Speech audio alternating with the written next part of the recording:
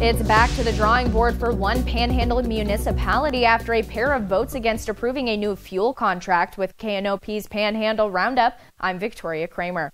The Gering City Council expressed concerns with Sapp Brothe's fuel quality and timely delivery in the event of emergency. Some also expressed concerns that the lowest bid presented to the Gering City Council was not from a company with a direct local presence. A representative from Sapp Brothers informed the council that the gasoline provided to the area is the same 87 octane that other bidders offer and is pulled from a fuel terminal in Sydney. Still, the Gering City Council voted 3-4 to reject the Sapp Brothers bid, according to the Nebraska Rural Radio Association.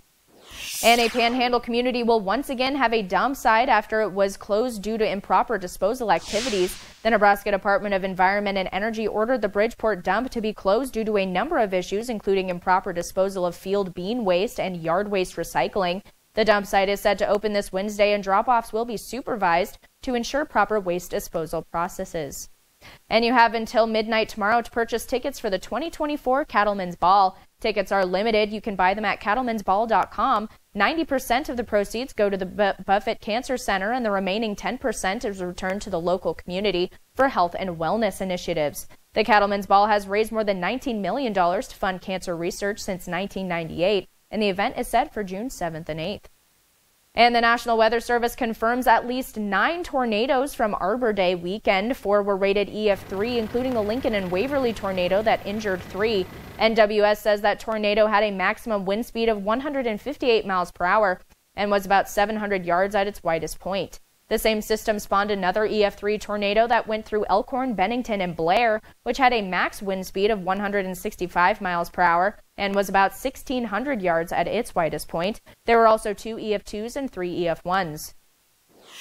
And after this past weekend tornado outbreak, some Nebraskans are without homes. Experts around the state say that the process of getting back on track will require some patience. In Douglas County alone, hundreds of homes have been damaged or destroyed. Insurance agents say in the short-term homeowner insurance policies will generally cover temporary housing like hotels or apartments, but they say the long-term outlook is unclear because of a combination of factors like a shortage of materials and labor. Well, the shortage we've seen started back in COVID, okay, and that has just progressed itself along. So we're finding a hard time getting materials in place, so that might have to come from other areas, might have to wait for it. He also says several commercial projects in the area right now are tying up a lot of resources like Google, Amazon, and Crossroads Mall. And here's meteorologist Justin Kraft. He joins us from the Weather Center. Are there any chances of severe weather soon in the Panhandle? Thanks, Victoria. Coming up, there looks like there is some severe weather for tomorrow on Thursday and into Friday right now here in the Panhandle, and it looks like it's going to be mainly clear with those mostly sunny skies for the rest of today. Temperatures right now in those 60s and 50s, 59 in Kimball, 63 in Sydney, 59 in Scottsbluff, 60 in Alliance. And with those temperatures in the Panhandle, winds are blowing in at about 25 to 37 miles per hour from the northwest. And for tomorrow and into Thursday and Friday to finish out the work week, we're going to see those rain and thunderstorms start moving through. So make sure to have your umbrella in store for you for tomorrow and then Thursday and into Friday. Temperatures sticking around in those 60s and 50s, but it's going to be a very active next 3 days in the Panhandle. So that's it for weather. Here's John Clant with sports. Welcome to the Sports Desk. Both the Scottsbluff and the Gering boys and girls soccer teams, they were in sub-district tournament action on Monday. On the boys' side of the bracket, it was Scottsbluff moving into the sub-district finals as they earn a 2-0 win over Holdridge.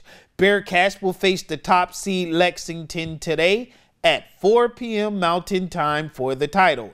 Lexington ending Gering's season with an 11-0 win on Monday. Meanwhile, on the girls' side, it will also be Scottsbluff versus Lexington. Lady Cats defeating Holdridge 6-0 in round 1 on Monday, while Lexington just getting by a scrappy Gering team 2-1 in round number 1 Monday. Bearcats and Lexington will tangle at 5 p.m. today at Landers Complex. Good luck to both Scottsbluff teams.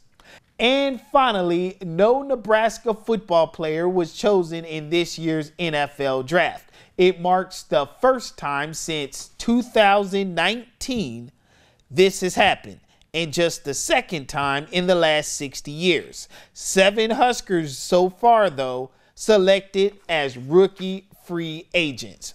Head coach Matt Rule talked about the potential this group will have in the pros. But it's not about me, it's about our guys. Like when Quentin Newsom goes to a team and he shows up to practice every day, he takes care of himself, he's professional in the building, then people will say, oh, let's go get more Nebraska guys. You know, so like just like us, like I love recruiting players from programs that I know that they've been prepared well, so that I know when they get here it's not a big transition. The same thing for the NFL. So all those guys are pros, and I think they'll do a nice job for whatever team gets them.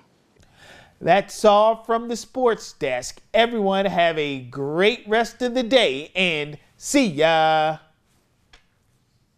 Thanks, John. And a 52-year-old man remains in the hospital following a 6-hour standoff with police, according to North Platte Chief of Police Steve Reeves. Around 2 o'clock Central Monday afternoon, the North Platte 911 Center was informed of an individual on the east side of town with what appeared to be a large firearm in his possession.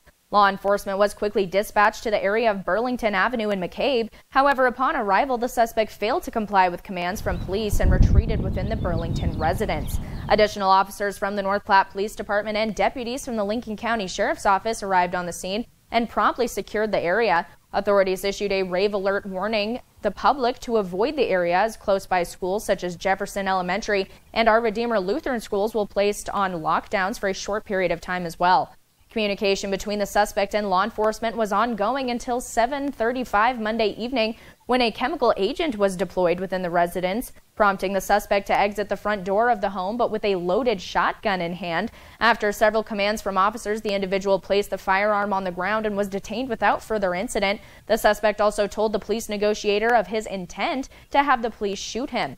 He was then transported to Great Plains Health in North Platte for treatment of non-life-threatening injuries. Charges against the individual are pending, and no injuries were reported among first responders. The North Platte Police Department was also assisted by the Nebraska State Patrol, and paramedics with the North Platte Fire Department were on the scene for most of the day as well. The suspect's identity has not yet been released. Stick with KNOP for updates. And a Grand Island woman now faces a more serious charge after the baby she was looking after died of his injuries. Police said 27-year-old Bianca Rivera Lima will now be charged with child abuse resulting in death. Last week, she had been charged with the lesser crime of child abuse resulting in serious bodily injury. Rivera Lima is scheduled for a hearing in Hall County Court this morning. She's currently in the Hall County Jail on a $250,000 bond. And a former Seward County deputy made his first court appearance yesterday morning after being indicted by a grand jury in the death of a Hastings man. 34-year-old Anthony Gahn entered a not guilty plea in Lancaster County District Court. In October of 2023, a deputy shot Jorge Luis Santana Ramirez following a chase onto Interstate 80 into Lancaster County. The Seward County Sheriff's Office said that Santana Ramirez did not comply with any orders. Authorities say Gahn said he saw a weapon in Santana Ramirez's hand, which led him to shooting him. Gahn currently faces a manslaughter charge but has posted bail. And that's all we have for now. Remember to join us weekdays for the Panhandle Roundup, covering the stories in the Panhandle that matter to you. Have a great day.